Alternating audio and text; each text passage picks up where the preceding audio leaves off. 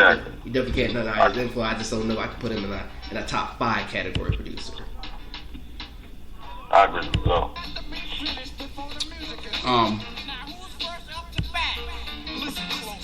I'm gonna say, because I've heard like Pete Rock and like guys like Primo say he's like number 1 for them. Yeah. So it's like they grew up off of him. Yeah. You know, he's their guy. Yeah. But I'll say for me, he's probably not in my 5 producers. Yeah. Just because of the stuff that I grew up off of. Like by the time the 90s come, like you said, Marley is really not that relevant. Yeah. And honestly, like Marley, I give him more love as an actual DJ, like the performance of a DJ, like scratch and cut, like in a live performance standpoint. Yeah. Like to me, doing beats and producing beats, he probably wasn't the greatest at that. No, you know what I mean? Because like Large Pro, Pete Rock. Exactly. Like and Dilla. that's what gets hard. Like you put top to me for influence, but body of work, you know, it's like you put beats for beats, it's like, you know what I mean, it's gonna be probably like a landslide against it. Right. And granted, I mean the era he was in was more simplistic. Yeah. You know what I mean? Like Pete Rock, by the time in the 90s, said Pete Rock is able to like have his own album. Yeah. With another rapper. Yeah. Like a, you know, so but you know. Well, I look at him almost like a train conductor. Like, you know, he was able to envision this. Okay, this is what we're going to put together here with the Juice Crew. And off of that, okay, we're going to do Coogee Rap, DJ Polo here. So he was definitely a trained conductor in that sense. He knew how to multitask and how to, you know, ultimately say, multitasking, this is what we need to do here to accomplish this. Right. You know? Right. But if anybody says Marley Marl's number 1, I'm not arguing that. Nah. Like I'm, you know, like you got it. Yeah. That's an argument I ain't having. So let's slide into the second phase of the bridge, and that's pretty much 93 to 2000, and you know the break of that era really begins with Tragedy kind of coming in his own as an MC. You know, from pretty much Tragedy to the Intelligent Hoodlum into Tragedy. Yeah. Changing his name and the whole pretty much standpoint of where he was coming from musically. Yeah. And then right after that, you know, is Juvenile Hell and Illmatic follow up. So those were the seminal albums of those couple years. Then, you know, Infamous comes out in 95, and then it just becomes just a bum rush. Yeah. I'll ask you guys, where do you rank Tragedy in the history of QB? Well, like Tragedy, like, man, I would put him in top 5. Top 5 easily. Intelligent Hoodlum, everything. Tragedy was a little bit too much for me at that age, at the young age. He was like too deep. Yeah. You know what I mean?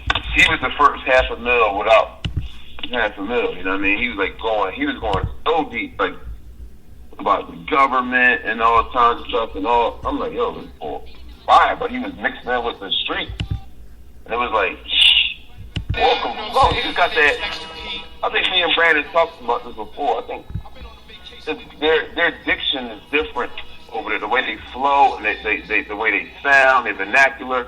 There's a certain like clean vernacular where it's like they just ride the beat crazy, and it's like they pronounce their words, they enunciate a certain way, and you know, where they articulate their words, like it's crazy.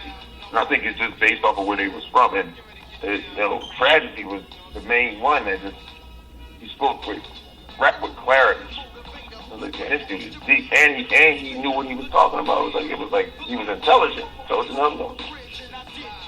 Word. He's my top 5 though. But now I'm coming back to keep the ill fat rats down with the fat cats, and we be laying both tracks. 93 to the year 2G. Long live the pro black Mac Tragedy. The neighborhood narrator. Yeah, Trash. I mean, he raised me, man. You know, Tragedy is like a spiritual uncle. Yeah. You know what I mean?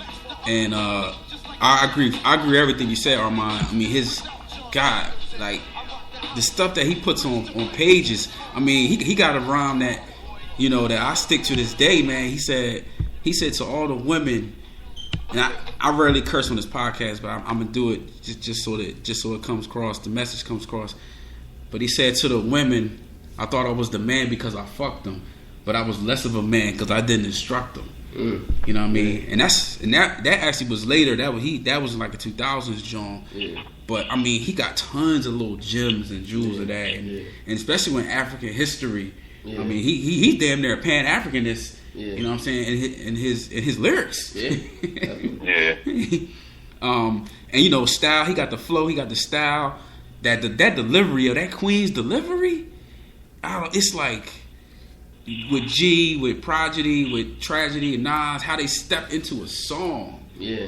Q-Tip got it as well. Like, and that's a guy I kind of forgot about Trial. They, you know, Queen's in there.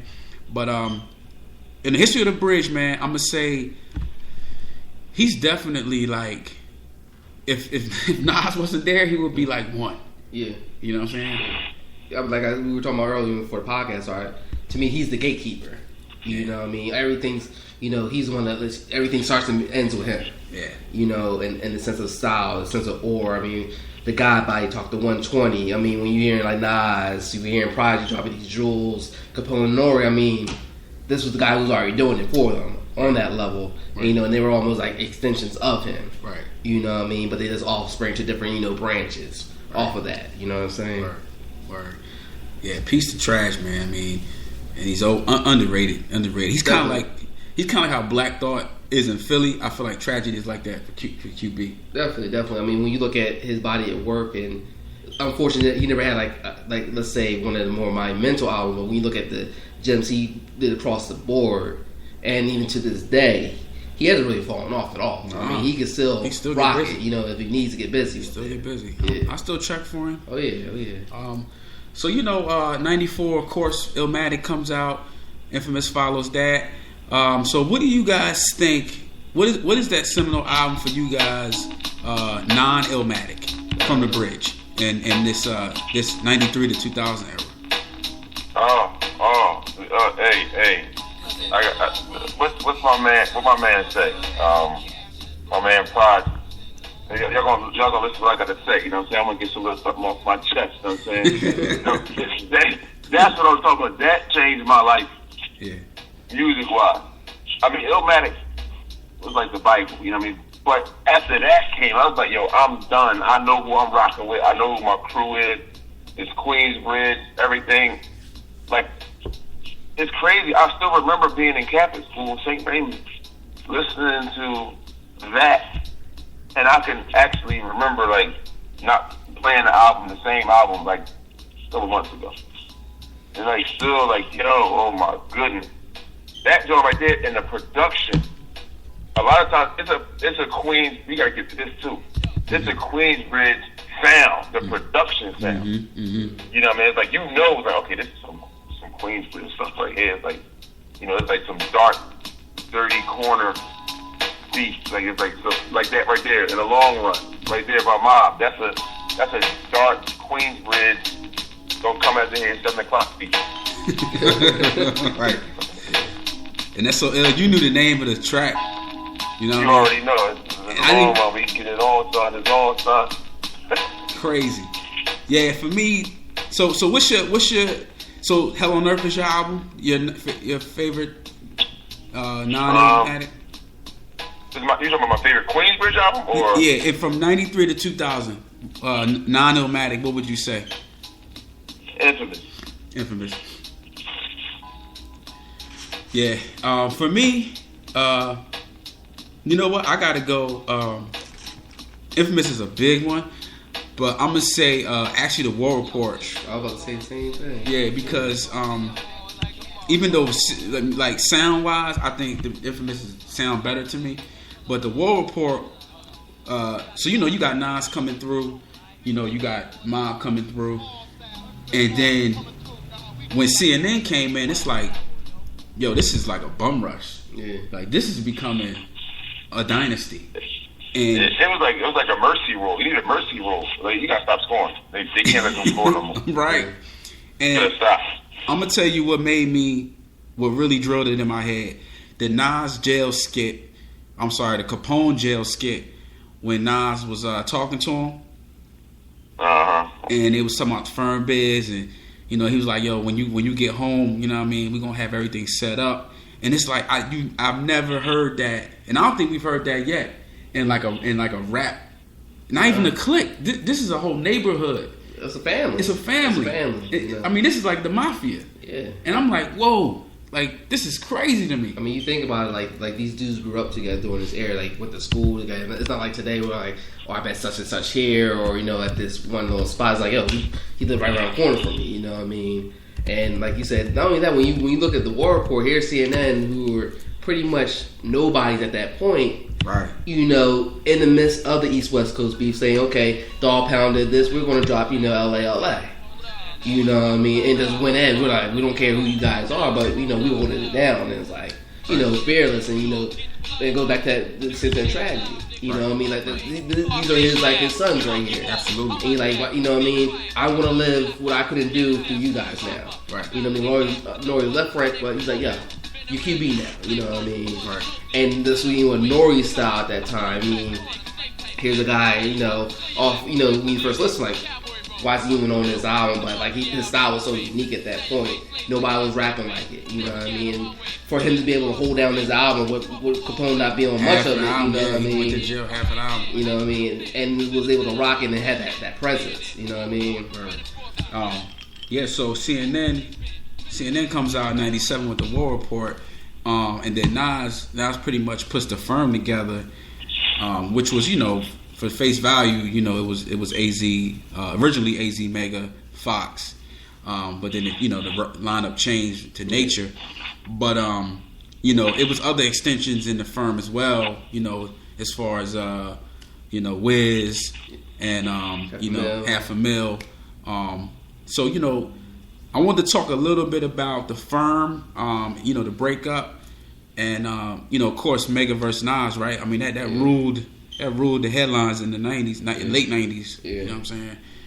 So what's y'all thoughts on that? Well, the firm was, to me, the supergroup that should have been the ultimate supergroup in a sense. I mean, when you first look at the firm initially, this was supposed to be AZ and Nas initially. You know what I mean? And then that's when they thought, well, we could add the best of everything here. We could grab Foxy because that's around when Biggie had Junior Mafia. So that's almost like when I was like, well, he got the supergroup. I need to make a supergroup at this point. Yeah.